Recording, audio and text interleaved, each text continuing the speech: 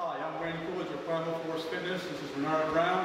This is our assistant, Randy Berman. What we're doing today is we're going to test Bernard's VO2. We collected a lot of data already on his vertical jump, his long jump.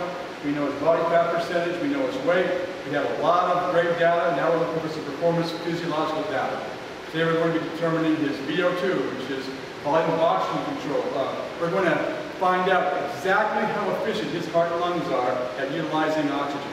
When his tissues demand it, it's the heart and lungs' responsibility to provide it. We're going to see how good he is at that. We're also going to find something called anaerobic and aerobic threshold. Very important for our training. What we're going to do in that case is we're going to find out where Bernard starts to get aerobic. At what point do his tissues are they not able to maintain with just normal breathing? At what point does he need to get oxygen involved? We're going to follow through that aerobic zone up to the anaerobic threshold. At that point, we'll know exactly when he cannot provide his working tissues with the oxygen that they need or the energy that they need through oxygen consumption. At that point, he's anaerobic, he's utilizing carbohydrate for fuel. Bernard is training for the Mundials, which is the World Brazilian Jiu-Jitsu Championships, about 170 days away. And today, Randy and I are going to put him through his paces here. We're going to use this data to really get a great idea as to what levels of heart rates and intensities he will train to be explosively powerful in 170 days in California. You guys ready? We're ready. I'll be watching his volume of oxygen consumption versus time. That'll show me his heart rate, and it'll show me his carbon dioxide emissions and his oxygen. Right now there's not much to see, and Randy's running the camera. It's early in the test. About 2 minutes in, then we'll start to see those lines converge. And I'll pop back and forth between a variety of screens that we can follow. If you want to come a little closer, Randy, I'll show you another graph. I'm not sure if there's any glare. You can see this is his heart rate, Bernard's heart rate. This graph shows respiratory exchange ratio. When Bernard was down, when he started down about 0.08, 0.09 below, he was basically burning carbohydrates for fuel. That's what we do when we rest. As his energy expenditure increases, as his heart rate starts to creep up, he's starting to utilize more oxygen to supply the fuel to those muscles. So now he's starting to utilize more fat as fuel. Lipid burns nice and slow. It's a good constant supply of energy. When he gets up in here to the 1.1 area, fat can no longer be the fuel source because it's not quick enough. It needs glycogen, which is like rocket fuel for the system. But we can't use it for very long, so we'll know when he reaches that. I have to increase his speed. Yeah, the machine tells me to increase the effort. It's pretty predictable. Okay, Bernard, we'll put you at 4.5. This test will not test his maximum heart rate. We're not going to run until he falls out into the treadmill. That's when we're going to get a max heart rate. We will extrapolate to that, and the machine will estimate that.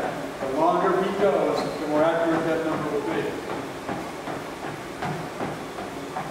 But it is going to be a very demanding test on Bernard, which is going to basically be those heart rates that he's used to training in.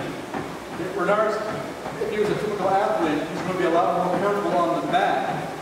Just going ballistic, going crazy out there, training and working at the same heart rate, same intensity, he'll be more comfortable doing that than he will on this, because this is foreign to Bernard, different athlete. It's like in the old days when I used to have to put bicyclists on this machine, or on treadmills, or once in a while I had to put cyclists or runners on the cyclogram. They were uncomfortable, like a fish out of water. So I expect you're going to get a little uncomfortable. Are you okay? Try to make sure no areas. Keep some of your mask up there. Your heart rate is 141.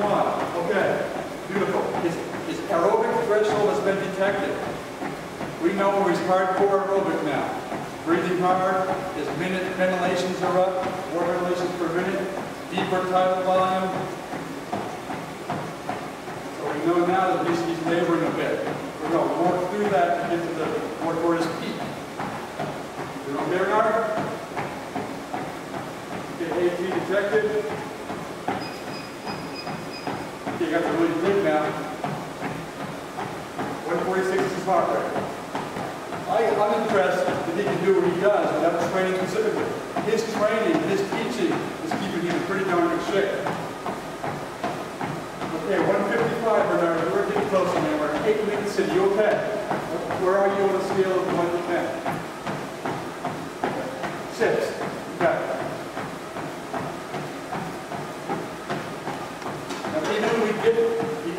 threshold number, we could stop the test right there, but I like to have athletes especially go as long as they can comfortably, because that gets us closer to their actual max heart rate and it gets closer to their actual VO2.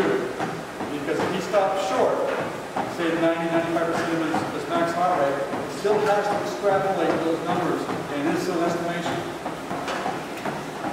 157 is your heart rate, 158, 159. The exchange ratio is bottoming out at 1.01.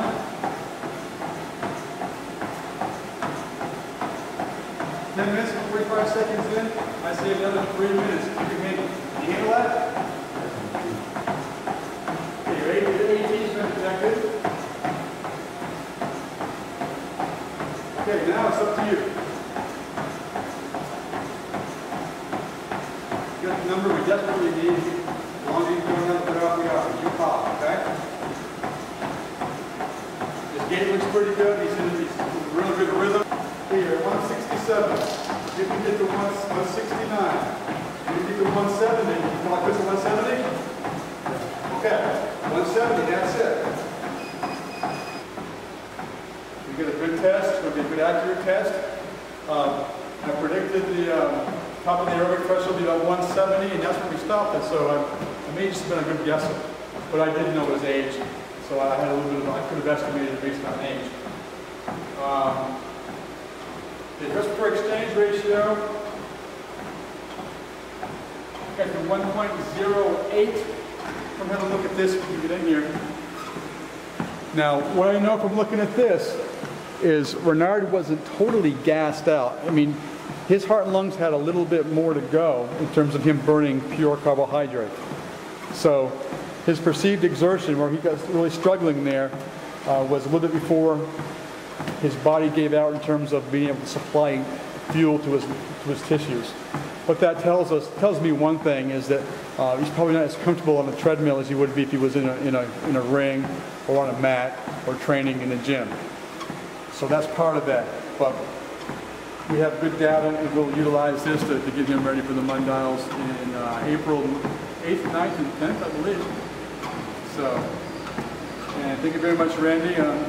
We wanted Randy to actually jump back and forth and help us a little bit with the incline changes, but we had a tripod problem, so I appreciate it. All right, thank you very much. I'll report back.